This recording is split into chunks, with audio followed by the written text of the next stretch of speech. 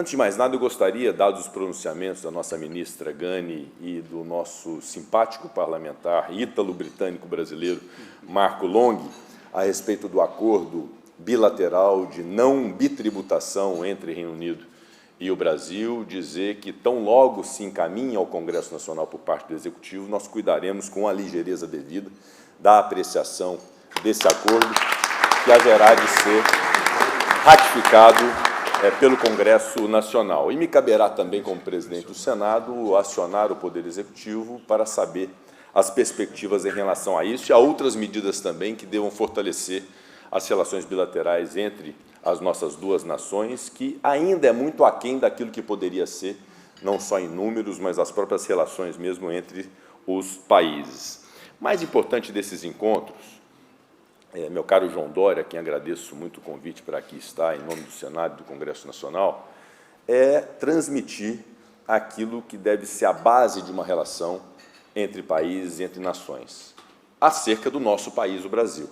A primeira coisa que eu gostaria de destacar é sobre o ambiente que temos para o fortalecimento dessas relações bilaterais. E o primeiro ponto que deve ser destacado, acerca da nossa democracia, por vezes atacada, recentemente com a perspectiva de alguma violação, mas a democracia do Brasil restou inabalada, forte como nunca, passível de se criar um ambiente propício para a nossa evolução, para o nosso desenvolvimento e para a melhoria das relações com diversos países do mundo. E, além da democracia forte e inabalada, o que nós estamos exercendo a cada dia, especialmente a partir deste novo governo,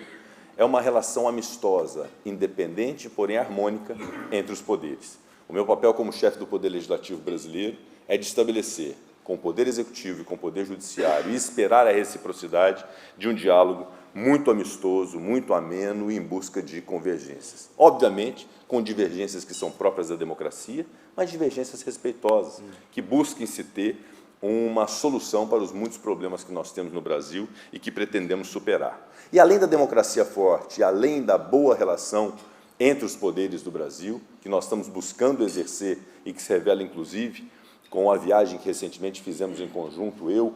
juntamente com o presidente Luiz Inácio Lula da Silva, para poder tratar a respeito de temas internacionais. Um terceiro ponto muito importante, que é a estabilidade institucional do Brasil. Temos no Brasil, e me dirijo modestamente aos britânicos, uma estabilidade institucional que faz com que nossas instituições funcionem, todas elas. E cada vez mais nós temos que buscar fazer com que as instituições sejam instituições de Estado, independente do viés do governo de ocasião, do governo do momento. Então, dentro desse arcabouço e dentro desse panorama de estabilidade institucional, de harmonia entre os poderes e de uma democracia forte, nós vamos estabelecer uma agenda política. E o primeiro ponto dessa agenda política que eu queria destacar é fundamental no Brasil nós apartarmos a agenda política das polêmicas políticas. As polêmicas políticas e os ruídos existem a todo instante, toda democracia é passível de existir, mas essas polêmicas políticas, que agora, essa semana mesmo, nós tivemos várias delas no Brasil, elas têm que estar numa prateleira diferente da agenda política que interessa à nação. Há um interesse comum que deve nortear os nossos caminhos, independente de ser esquerda ou de direita, independente de ser conservador ou não, independente de ser oposição ou situação. Uma agenda que interessa ao Brasil. O primeiro ponto que eu gostaria de destacar em relação a essa agenda, um passo dado nesta semana, que é o encaminhamento de um projeto de lei complementar pelo Executivo ao Congresso Nacional, recebido anteontem no Congresso Nacional, referente a um novo plano fiscal, uma substituição ao teto de gastos públicos, que, de fato, foi muito importante a partir do momento que foi instituído em 2016, e eu participei dessa votação, inclusive, quando era deputado federal.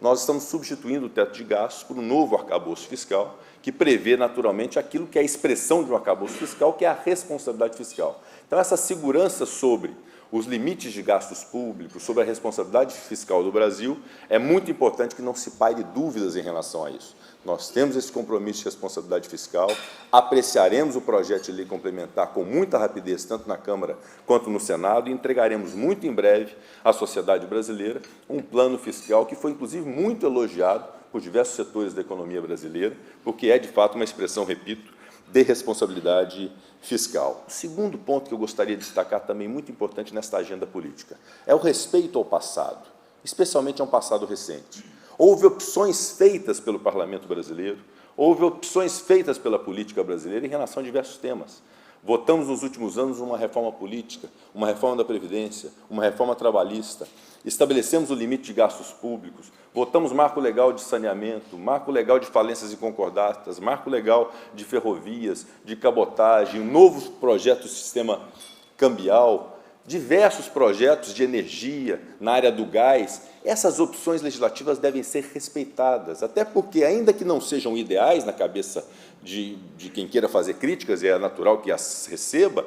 mas, ainda que não sejam marcos legislativos ideais, é muito melhor se ter estabilidade para a previsibilidade de investimentos, de saber que aquela é a regra do Brasil, concebida por uma política que foi responsável em fazer reformas ao longo dos últimos 6 anos. Então, esse respeito ao que foi feito é fundamental para transmitirmos aos países que pretendam ter relação com o Brasil que nós temos um ambiente minimamente seguro e previsível para os investimentos. Portanto,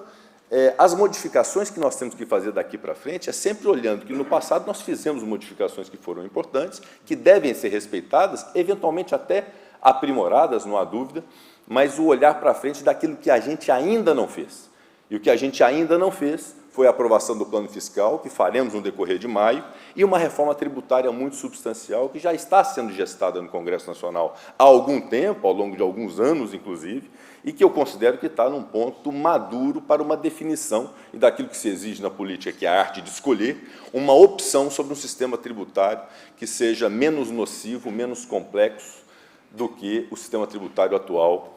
do Brasil. Então, o marco fiscal, juntamente com uma reforma tributária, o estabelecimento de fontes de arrecadação que sejam sustentáveis, que sejam razoáveis, é o caminho que nós temos para uma arrecadação que não seja nociva àquele que produz, ao mesmo tempo em que se tem uma despesa atrelada a essa arrecadação, que é justamente o cerne do plano fiscal. E há diversas fontes de arrecadação possíveis, sem que haja necessidade da criação de novos impostos, até porque nós não concebemos no Brasil a criação de novos impostos. Há o aumento da base de cálculo de fatos geradores, ou seja, fazer pagar imposto quem não paga, e o ministro da Fazenda, Fernando Haddad, tem dito isso com muita propriedade, ou seja, alcançar aqueles que, por elisão fiscal, por evasão fiscal ou até por sonegação fiscal, deixam de recolher tributos ao erário brasileiro. Há projetos de marcos legais importantes, inclusive, a legalização de jogos de apostas esportivas, que também é um caminho que o Brasil está percorrendo, já aprovado na Câmara dos Deputados, que deve ser apreciado pelo Senado Federal, que pode ser um caminho também de uma arrecadação sustentável ao longo do tempo. Igualmente, apresentei recentemente uma ideia ao ministro da Fazenda que está em estudo a respeito de uma forma de repactuação de multas de agências reguladoras, de autarquias, que pode ser uma fonte de arrecadação muito interessante e uma solução, ao mesmo tempo, de conflitos dos mais diversos e infindáveis, ou seja, uma série de multas, de sanções estabelecidas por agências reguladoras, que nunca são pagas, são eternamente discutidas no judiciário e administrativamente, que podem ser objeto de um grande plano, de um grande programa, como foi no passado o programa de repatriação, que eu acho que era muito importante também se fazer um novo programa no Brasil. Então, há diversas formas e fontes de arrecadação para o Estado brasileiro que podem ser implantadas sem que haja necessidade da criação de novos tributos, o que de fato seria intolerável. Um ponto que eu gostaria de destacar também, que é o nosso compromisso, e digo isso à comunidade britânica, nosso compromisso absoluto com o desenvolvimento sustentável. Modéstia à parte, senador Davi Alcolumbre, o Senado Federal tem demonstrado muita responsabilidade quando a matéria é meio ambiente. Nós temos evitado apreciar projetos que questionem a imagem do Brasil, que questionem as nossas estruturas sob o ponto de vista ambiental. É preciso ter responsabilidade ambiental, sob pena de termos um enorme sacrifício à economia brasileira num curtíssimo período de tempo. Nesse prazo, nós podemos fazer um desenvolvimento que seja um desenvolvimento atrelado à energia sustentável, e, de fato, a nossa matriz energética foi 85% renovável, 66% do nosso território em estado natural. Então, nós temos o que dizer para a comunidade internacional, mas nós temos que recuperar a nossa imagem, e não se recuperará a imagem com a votação e a apreciação assodada de projetos que possam sacrificar o meio ambiente do Brasil à custa do desenvolvimento econômico, que será irreal ou surreal se pensar que se possa ter um desenvolvimento econômico não atrelado ao respeito ao meio ambiente. Há um investimento em infraestrutura previsto para o Brasil, e que também é muito importante. Teremos recordes de safra e das nossas commodities nesse ano de 2023, mas, de fato, nós ainda carecemos de uma infraestrutura adequada para poder fazer o escoamento e poder fazer uma produção que seja efetiva no nosso país. E há já um orçamento previsto para isso. É muito importante que se estabeleçam os projetos dos ministérios pertinentes para que a nossa infraestrutura evolua. E não evoluirá, evidentemente, sem a participação da iniciativa privada, sem a participação da comunidade internacional com investimentos que possam ser feitos a partir dos muitos marcos legislativos que nós votamos recentemente no Brasil. Inclusive o marco da ferrovia, o marco da cabotagem, de concessões, de parcerias público-privadas, que permitem compreender que o Brasil é um país em que a infraestrutura tem tudo por fazer, portanto, é um grande celeiro de oportunidades para investimentos internacionais no Brasil. Basta que tenhamos a responsabilidade de dar àqueles que investam previsibilidade, segurança jurídica e um mínimo de tranquilidade para poder operarem no nosso país. Esses investimentos externos são fundamentais, a realização de um encontro dessa natureza também é fundamental para que possamos transmitir aquilo que de bom o Brasil tem. E o Brasil tem muitas coisas boas que devem ser destacadas e há um enorme celeiro de oportunidades no Brasil que fazem com que esses investimentos possam ser aplicados no nosso país. E, para terminar, fiel ao tempo, pela recomendação do nosso querido Furlan, eu devo dizer que de tudo isso que nós estamos fazendo, de arcabouço fiscal, de perspectiva de reforma tributária, tem gerado bons frutos, tem gerado bom efeito. A inflação, meu caro Roberto Campos Neto, a inflação contida, inclusive com viés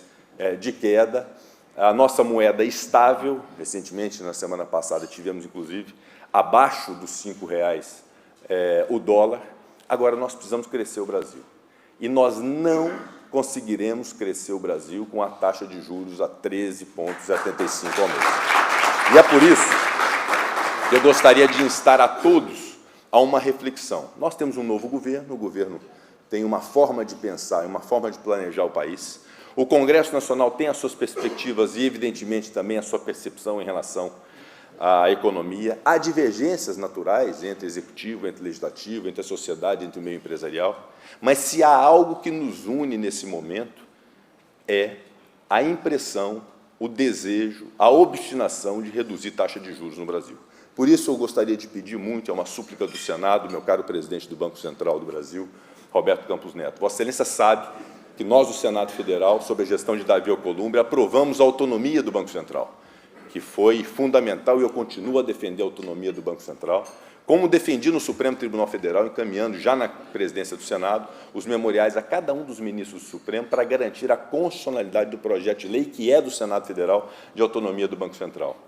Mas a perspectiva dessa autonomia que desejávamos e desejamos no Senado Federal é para que o Banco Central não fosse suscetível a interferências políticas indevidas nas suas mais inúmeras atribuições. Mas há um sentimento geral hoje, que obviamente depende de uma base empírica, de uma base técnica, mas também de uma sensibilidade política, que nós precisamos encontrar os caminhos para a redução imediata da taxa de juros no Brasil, sob pena de sacrificarmos todo esse trabalho que temos feito ao longo do tempo, de estabelecer todos esses marcos legislativos, todo esse ambiente de busca de segurança para investimentos no Brasil. E se esses ruídos, essas marolas que têm prejudicado a redução da taxa de juros, são problemas, nós temos que, então, atacar esse problema e permitir que haja um ambiente propício para a redução da taxa de juros. Ruído na política o Brasil sempre vai ter. Teve no governo anterior, e muitos, inclusive, naturalmente terá nesse governo, terá em futuros governos, mas mesmo sob um ambiente de ruídos, nós tivemos uma taxa de juros de 2% no passado. Então, é muito importante que nós nos juntemos de forma civilizada, de forma acordada, de forma equilibrada, mas que nos juntemos todos, e o Banco Central, naturalmente, sendo respeitado nas suas atribuições, na sua autonomia, mas que busquemos fazer uma redução imediata da taxa de juros. Esse é o desejo muito sincero do Senado Federal, é o desejo do Congresso Nacional de um modo geral, consonante com o que é o desejo da economia, do setor produtivo do Brasil, porque é isso, junto com o arcabouço fiscal que será aprovado, junto com a reforma tributária, essas fontes de arrecadação sustentáveis, fará com que o Brasil cresça e possa fazer aquilo, e agora terminando mesmo, Furlan, aquilo que todos nós desejamos, que é o fim último da política, que é tornar a vida das pessoas mais feliz. E como é que se torna a vida das pessoas mais feliz? É com o básico, meu caro João Dória. É dando comida para quem não tem, e há uma objetivo muito evidente de todos nós, não é só do governo, não é só do presidente da República, é de todos nós, de erradicar a fome e a miséria no Brasil. Então, dar comida às pessoas, dar moradia às pessoas a partir de programas de habitação como Minha Casa, Minha Vida, dar um transporte de qualidade, uma saúde razoável e natural para todas as pessoas terem um mínimo de saúde, de atendimento em postos de saúde, e educação. Então, são coisas básicas, nós temos riquezas suficientes para isso, nós temos condições suficientes para isso. O Brasil é um país muito grande, muito rico, de muitas oportunidades, basta que apartemos a agenda política dessas polêmicas políticas e nos juntemos dentro de um propósito comum, com moeda estável, com inflação contida, com uma redução, obviamente, gradativa e responsável da taxa de juros e, naturalmente, o crescimento do Brasil para se gerar emprego e oportunidade a todos. Esse é o nosso desejo. Nós estamos absolutamente abertos e aptos ao diálogo no Congresso Nacional com a sociedade civil, com o setor empresarial, com as instituições de Estado e as instituições de governo, para esse bom propósito que seguramente nos fará ser um país grande, um país respeitado e fortalecendo as relações bilaterais e multilaterais. Será muito importante que isso aconteça no nosso país para bem do nosso povo. Então, agradecendo imensamente a oportunidade de aqui, dentro desse prazo, me expressar em nome dos meus colegas parlamentares, em nome do Senado Federal, quero dizer que, além de ter falado aqui, ficarei para poder ouvir a todos, para que possamos ter, no final, um extrato de soluções para o nosso país. Muito obrigado.